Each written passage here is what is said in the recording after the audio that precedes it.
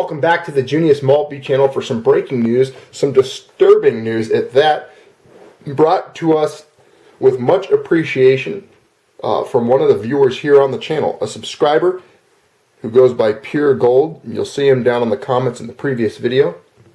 Brought me some breaking news that I was unaware of at the time. It looks like it was about an hour old, so it's fresh in the headlines. And this is what's great about this channel. All of us spread out around the globe are able to share information and keep us up to speed, up to date, and in tune with what's going on. So let's get right to the story here. It's Canada selling off most of its gold reserves, thousands of gold coins being sold, figures show. Canada selling off large chunks of its gold. Now, here is a snapshot of Canadian gold reserves. Now, look at that, 1890. Gold reserves started building, and as you see, they end up peaking right around just before 1980, about 1970-ish. And then, of course, there were some recession-type events globally that began to take shape back in that era. And ever since then, it looks as if Canada has been hemorrhaging gold. And this makes sense because Canada is a fairly socialist country, and I'm sure they don't have a very positive view of gold, being that they are more akin to the Keynesian model of economics, I'm sure. So here is some news we'll read through quickly. Canada selling off most of its remaining gold reserves, mainly by selling coins. Figures from the Bank of Canada and Finance Department show the country held just $19 million U.S. worth of gold as of last Monday. That's nothing. There's individual people who own far more than that. Through most of 2015, the country's gold reserves stood more than $100 million U.S. The Finance Department figures show that Canada sold 41,106 ounces of gold coins in December and another 32,860 ounces of gold coins in January. That left Canada holding 21,929 ounces of gold in its reserves as of the end of January, a negligible amount, the Bank of Canada acknowledges, worth $24 million U.S. All of you Canadian viewers, let's pause for a minute. Please pay attention to this article. Your currency is officially, literally almost backed by nothing. Worse than most Western countries I am aware of at this time. America, Europe, the EU, all of them own far more gold than this. So at least our currencies, our governments, our finance departments, whatever you want to call it, our treasuries, have some form of metal backing, some form of insurance, some hedge. Now let's continue on. The decision to sell the gold was not tied to a specific gold price. Sales are being conducted over a long period and in a controlled manner, Finance Department spokesman David Barnaby wrote in an email to CBC News. The government has a long-standing policy of diversifying its portfolio by selling physical commodities such as gold and instead investing in financial assets that are easily tradable and that have deep markets of buyers and sellers. You guys are in a lot of trouble. The government of Canada sold off large chunks of its gold reserves in recent weeks, continuing a pattern of moving away from the precious metal as a government asset. According to the International Monetary Fund's International Financial Statistics, Canada held 3 tons of gold reserves as of late 2015. Again, that is nothing.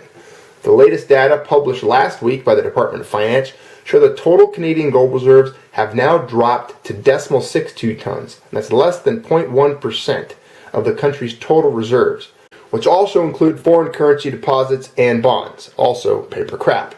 In comparison, the U.S. holds 8,133 tons of gold, while the United Kingdom weighs in at 310 tons. Wow, so you Brits need to get on it and buy some of your gold back. The decision to sell came from Finance Minister Bill Morneau's office. Quote, Canada's gold reserves belong to the Government of Canada and are held under the name of the Minister of Finance, explained a spokesperson for the Bank of Canada on Wednesday.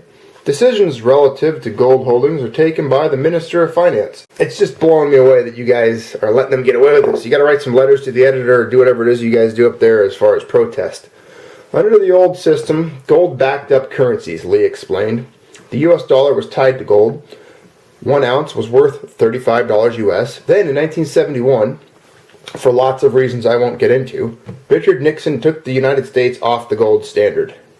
So Bretton Woods broke down, yes. Gold and dollars were interchangeable until that point, he said. But in the modern financial world, the metal is no longer considered a form of currency. Yeah, we're so modern, we've moved so far beyond gold. It gives them more strategic flexibility to sell the gold, take the money, and this is the best part, buckle up, and invest in U.S. government bonds or United Kingdom bonds or French bonds or German bonds, Lee said.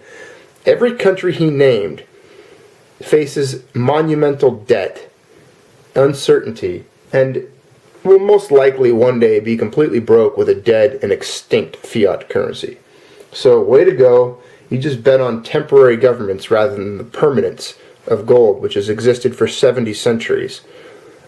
You're pulling a Gordon Brown, Canada. You're pulling a Gordon Brown. You're having a Brown moment, and it's not going to be good. Here we are taking a quick back. I mean, I bet they sold. Did they sell this coin? I mean, did you guys get rid of this, Canada? I don't remember seeing this on eBay. I would have loved to have purchased this coin, this $1 million gold coin, had it become available. It's very unfortunate, Canada, that you are having to endure this time, and I'm not blaming any of you Canadian viewers because I know you guys are most likely against this decision, and you're beyond the ability to stop it because these decisions aren't made by the people. They're made by those who somehow found themselves in high places of power and influence.